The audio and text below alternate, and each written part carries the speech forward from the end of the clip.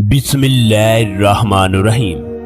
दोस्तों, मौत बरहक है। इंसान की सांस और जिस्म के दरमियान के फर्क का नाम मौत है। कोई बादशाह हो, कोई फकीर हो, कोई वजीर हो, जिंदगी में ये एक बार हर किसी से मुलाकात करती है। मौलाना तारक जमील, जिन्हें दुनिया का बच्चा बच्चा जानता है, उनके हाथों पर हजारों की तादाद में लोग मुसलमान हो चुके हैं। इस वक्त मौलाना तारक जमील के घर से एक वीडियो वायरल हुई, जिसमें देखा जा सकता है कि कुछ लोग मौलाना तारक जमील को पकड़कर ले जा रहे हैं। मौलाना साहब से इस वक्त ठीक तरीके से चला भी नहीं जा रहा। मौलाना साहब की तबीयत इंतहाई खराब है। आखिर मौलाना तारक जमील साहब को ऐसा क्या हुआ जिसको देखकर हर आंख अश्कबार हो चुकी है। आपके साथ मुकम्मल वीडियो शेयर करने वाले हैं। इस दिल दहला देने वाली वीडियो ने आज फिर उम्मते मुसलमान को हिला कर रख दिया। दोस्तों, मौलाना साहब की ये वीडियो देखकर लोगों पर क़यामत बरपा है। मौलाना साहब के घर पर सदमा इस कदर बढ़ चुका है, जैसे जैसे वक्त गुजर रहा है वो अपने बेटे को इंतहाई याद कर रहे हैं। इन्होंने कहा है कि मैं जब भी तुलुम्बा में वापस आता तो मेरा बेटा मेरा इंतजार कर रहा होता, मेरे साथ घंटों तक बातें करता। मैं उसके बगैर जिस तरह दिन गुजार रहा हूँ, इसके बारे में मुझे ही पता है। बेटे की जुदाई क्या होती है एक बाप ही बता सकता है। दोस्तों, मौलाना तारक जमील ने एक बयान जारी किया कि उनका बेटा किस गम की वजह से इस दुनिया से रुखसत हुआ, उसने अपने साथ ऐसा क्यों किया, मेरे बेटे की क्या ख्वाहिश थी, वो इस मुकाम तक किस तरह पहुंचा। मौलाना साहब ने इन तमाम बातों की तस्दीक कर दी। मौलाना साहब का वो बयान भी आप लोगों के साथ शेयर करने वाले हैं, इसलिए आप लोगों से गुजारिश है वीडियो को आखिर तक लाजमी देखें। पूरी दुनिया के मुसलमान ये जानना चाहते हैं कि मौलाना साहब अपनी जुबान से बताएं आखिर उनके बेटे के साथ ऐसा वाकया क्यों पेश आया, इसके पीछे क्या महरकात हैं। मौलाना साहब ने इसके बारे में तमाम बातें बता दी। यही वजह है मौलाना साहब जब बार बार अपने बेटे की मौत का जिक्र कर रहे थे तो इस वक्त इनकी तबीयत इस कदर नासाज थी कि लफ्जों से बयान करनी मुश्किल है। इसके बाद मौलाना साहब को वहां से ले जाया गया ताकि मौलाना साहब की तबीयत संभल सके।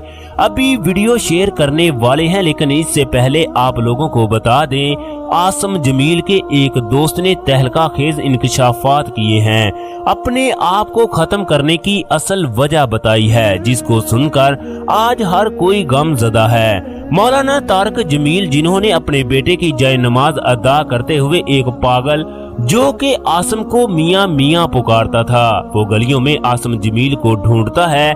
उसकी जुबान से मियाँ मियाँ के अल्फाज निकल रहे हैं कि मियाँ तुम कहाँ हो, मुझे भूख लगी है, मुझे खाना दो। मैं उसके हाथ से खाना खाऊंगा, मगर उसको आसम जमील इस वक्त कहीं भी नजर नहीं आ रहा। मौलाना साहब ने अपने बेटे का गम इस कदर लिया कि जिसका उनकी वीडियो से भी अंदाजा लगाया जा सकता है कि मौलाना साहब कितनी जल्दी बूढ़े हो चुके हैं। उनकी जुबान से ठीक तरीके से अल्फाज भी अदा नहीं हो रहे, इसके अलावा वो ठीक तरीके से चल भी नहीं सकते। मौलाना साहब इस कदर अपने बेटे का गम ले चुके हैं। मौलाना साहब ने आज खून के आंसू रोते हुए बताया, मेरा बेटा अपनी बीमारी की वजह से इंतहाई परेशान था। वो मुझसे कहता कि मैं अल्लाह से जाकर मिलूंगा, जो जख्म मुझे लगा इसका असर पूरी जिंदगी रहेगा। मैंने हमेशा अल्लाह तबारक व तआला से ये दुआएं की, या अल्लाह मुझे मेरी औलाद का गम ना दिखाना, औलाद का गम जवान को बूढ़ा कर देता है।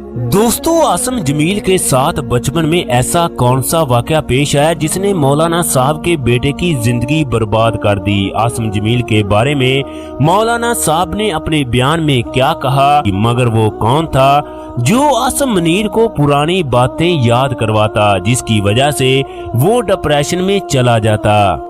फिर आसम जमील इस कदर डिप्रेशन का शिकार हुए कि इसके बाद वो जिंदगी भर ना उठ सके। लेकिन जो तस्वीर और वीडियो आप लोगों के साथ शेयर करेंगे उसमें आप लोग देखेंगे इनमें ऐसा कुछ भी दिखाई नहीं दे रहा जिसमें ये लगता हो कि आसम जमील किसी भी नफ्सियाती मसाइल का शिकार था।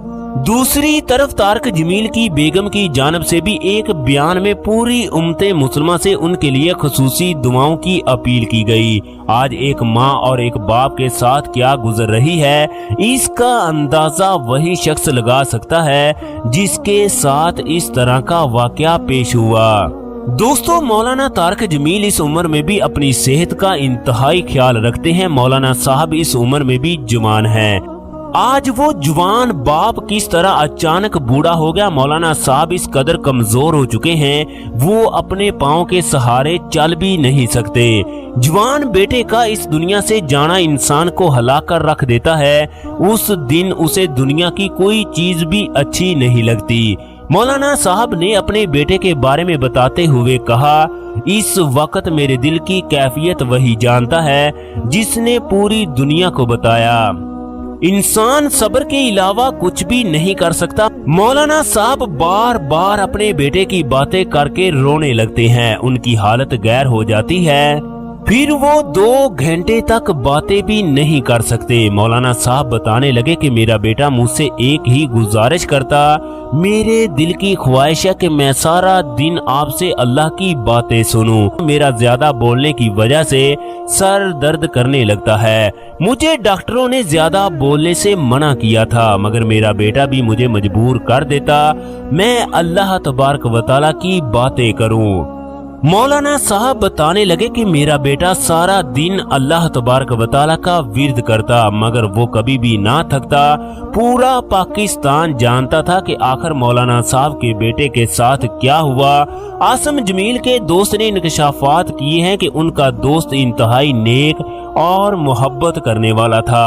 आसिम जमील असले का शौकीन था, लिहाजा असले को लोड करते वक्त वो हो गया जिसके बारे में किसी ने सोचा भी नहीं था। अल्लाह तबारक व तआला औलाद का दुख किसी को ना दिखाए। मौलाना साहब बार बार अपने बेटे के कमरे में जाकर रोते हैं। उनका कहना है कि उन्हें घर के अंदर और बाहर आसिम दिखाई देता है। आसिम के गम ने इन्हें निढाल कर दिया है। बस उनकी जुबान पर एक ही लफ्ज है, वो हर हाल में अल्लाह तबारक व तआला का शुक्र अदा करे। दिन मेरी तरह MP दा टिकट ले लवे। मेरा बच्चा तो मैंने नवा सबक सिखा दिया, कुछ नहीं। ख्वाजा गुलाम फरीद का ये शेर था उसका, इश्क ते आतिश दोहें बराबर, इश्क दा ताल तक है। ख्वाजा साहब का ये शेर मैंने 70 साल जिंदगी में उस एक बच्चे में देखा था। अल्लाह की कसम वो तड़पता था ऐसे, उसके हाथ पांव मुड़ जाते थे।